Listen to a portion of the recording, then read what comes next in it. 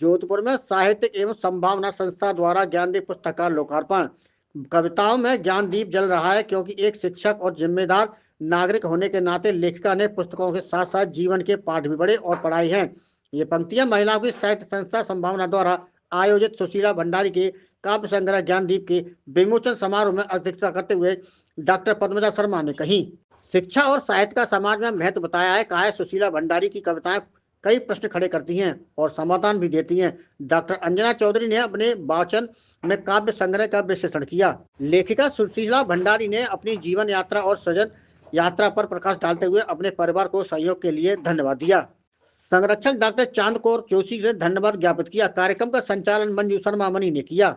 Bureau report Braj किशोर पारिक, जोधपुर, राजस्थान। दर्शन किया है तो आप सोचिए कितनी बड़ी प्रेरणा है ये। हमारे यहाँ पे जो 60 साल के हो जाते हैं वो सोचते हैं हम बूढ़े हो गए, अब हम कुछ नहीं कर सकते, लेकिन उन्होंने इतना बड़ा कदम उठाया 84 इयर्स की उम्र में, तो ये बहुत बड़ा सराहनीय है। और इस किताब में कोई एक सब्जेक्ट पे उन्होंने नहीं लिखा, उन्होंने समाज के लिए, हमारे जोधपुर के लिए, हमारे जो कुरीतियाँ हैं उनके ऊपर, और इतनी सारी चीज़ों में उन्होंने इस संग्रह को किया है कि जब इंसान ये पढ़ लेगा एक बार तो वो सारी जो सारे क्षेत्र हैं उसके ऊपर उनका ये काम हुआ है कि उन्होंने एक क्षेत्र पे अपना ये नहीं लिखा है। तो बहुत ही यंग जनरेशन के लिए भी बहुत ही बढ़िया किताब है ये, जिससे उन्हें समझ में आती है कि हम किस तरह से इतनी अराजकता फैल रही है, इतना सब कुछ प्रॉब्लम्स हो रही है, उसको हम कैसे उसको सुधारें और अपने जीवन को कैसे सफल करें। उनके पति वीरद्राज भंडारी का बहुत बड़ा योगदान है उसमें। लोग कहते हैं हर पुरुष के पीछे, उसकी सफलता के पीछे नारी का हाथ होता है, लेकिन मैं कहूँगी आज इस नारी की आज जो पुस्तक विमोचन हुआ नहीं, इसके बारे में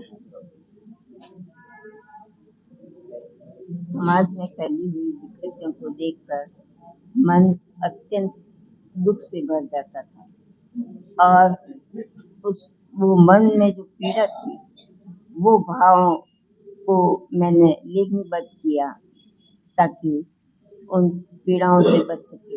इसके लिए मैंने हर विषय पर अपने विचार प्रकट किए हैं। माँ धरती भी माँ है हमारी, उसके ऊपर भी जो अत्याचार हो रहे हैं उन्हें रोकने के लिए भी प्रयत्नशील रहना, गंगा नदी, पेड़, सब कुछ। इसके अलावा हमारी प्रकृति और मनुष्य ये आपस में एक दूसरे के पूरक है।